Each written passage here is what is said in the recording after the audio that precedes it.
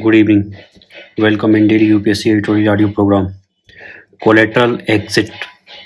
The Times of India.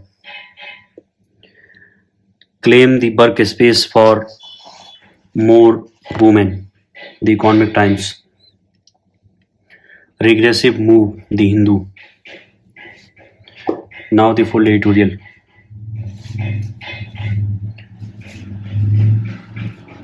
Collateral exit. The Times of India. It's unfortunate that lateral entry into bureaucracy fell victim to political battles. Government of India asking UPSC to cancel its advertisement for lateral entry recruitment in bureaucracy is a demonstration of how good policies become collateral damage in political battles. Pressure from vocal coalition partners and demands of competitive politics seem to have participated. The U-turn opposition parties have been up in arms since Saturday, calling lateral entries a ploy to deny disadvantaged group reservation benefits. On Monday, BJP allies LJP and JDU too came out against it. Significantly, the withdrawal order mentions PM's commitment to principles of social justice, and it says absence of of a provision for quotas in such appointments will be reviewed and reformed. Lok Sabha result casts a shadow. Pressure from coalition allies and attacks from opposition parties are par for the course in democratic politics. What is new here is BJP's assessment that the constitutional reservation issue cost it substantially in 2024 Lok Sabha election. That opposition campaign time charges of a BJP plan to scrap quotas hit home is evident from numbers. Of the 92 seats it lost from its 2019 tally of the 303 seats, 29 were reserved constituencies. In UP, BJP lost 9 of 17 reserved seats. All this suggests reservations have become an electorally ultra sensitive issues for this BJP government. But in policy terms, this can mean an overemphasis on quotas impacting governance. No substitute for expertise. For a bureaucratic system employing thousand recruitment of 45 specialists was all UPSC set out to do on Saturday. This too was to be done for a limited period of 3 years. A fast-growing economy requires domain expertise in newer developing fields. Bureaucrats drawn from general streams may not always be the best choice for such tasks. This is true even for developed countries like US and UK that regularly hire experts from outside government. Lateral recruitment is recommended by Second Administrative Commission, Sixth Pay Commission, and Niti Aayog. The first two bodies predate 2014. If quotas become a factor in lateral entry jobs where merit is critical, the purpose may be lost. The cause of social justice can surely survive 45 recruitments. Claim the work, claim the workspace for more women. The Economic Times.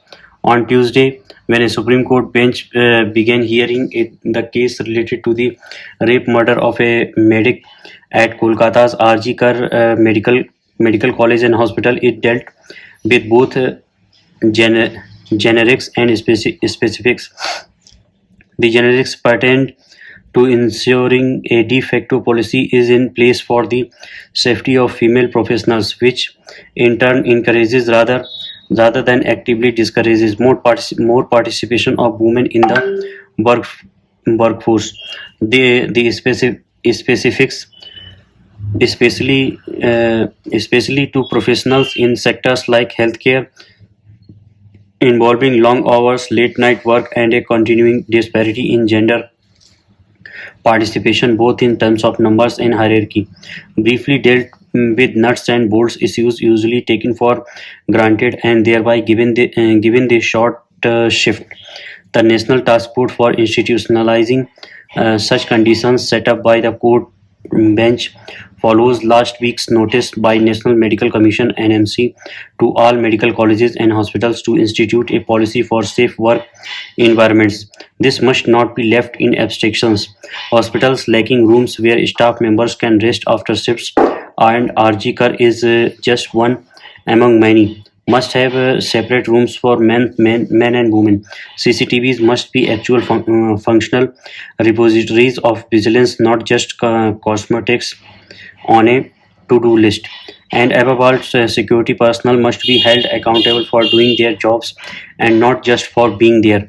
The Apex Court said that prevention of sexual harassment POSH Act applies to hospitals, so state governments should ensure committees are set up in hospitals. On its part, Government of India needs to clarify that the Occupational Safety, Health and Working Conditions Code applies to all places that employ 10 or more people, getting more women working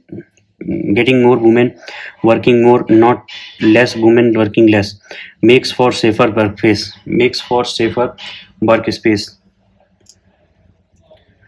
A regressive move, The Hindu. Reducing work hours of women is not the way to ensure their safety. The last thing that a rape and murder needs are platitudes, and a predictably tiresome one is being peddled for the brutal killing of a woman doctor on duty at Kolkata's RG Kar Hospital on August 9. One of the guidelines issued by the West Bengal government calls for minimizing night duty for women. How will this dictum? Wherever possible, night duty may be avoided for women to the extent possible. Secure safety at the workplace. This regressive move will only end up removing women from the workforce instead of ensuring a stop to violence. With the labor force participation rate for urban women in India, ages 15 and above pegged at an abysmal 25.2% in April-June 2024, according to the periodic labor force surveys quarterly bulletin. The government at the center and states must ensure that women employed as healthcare professionals, gig and factory workers, call center staff, auto drivers, hotel duties, and journalists are able to work safely anywhere and at any time. Reducing their time at work will only lead to women losing jobs and their financial independence. The other guidelines, as part of the uh, program called Ratirar Sathi, helpers of the night, include the call for separate restroom and toilets for women, creating safe zones with CCTVs and a special mobile phone app, measures which should have been already in place. The Supreme Court, taking suo cognizance of the Kolkata case in its hearing on Tuesday, announced a national task force to look into the safety of doctors and medical professionals. Gender violence Gender violence should be a matter of serious concern in every sphere, not least the informal sector, where women are employed in large numbers. The sweeping changes brought into the system after the 2012 Delhi rape, such a harsher laws and stringent punishment, have not been enough. The National Crime Record Bureau's (NCRB) annual report of 2022, the latest one available, shows at 4.45 lakh cases of crimes against women were registered, which is equivalent to nearly 51 FIRs every hour. Protocol cannot be just on paper, the Chief Justice of India, D.Y. Chanchul, said in 2017 when the court was confirming the death penalty of 4 men who were accused in the 2012 Delhi rape. Justice R. Bhanumati had said that apart from effective implementation of laws, a change in the mindset of the society at large and creating awareness in the public on gender justice would go a long way to combat violence against women. Campaigns led by women after the RG Kar rape to reclaim the night in Kolkata and other parts of the country should serve as a wake-up call to governments and society to do it right by women. Thank you.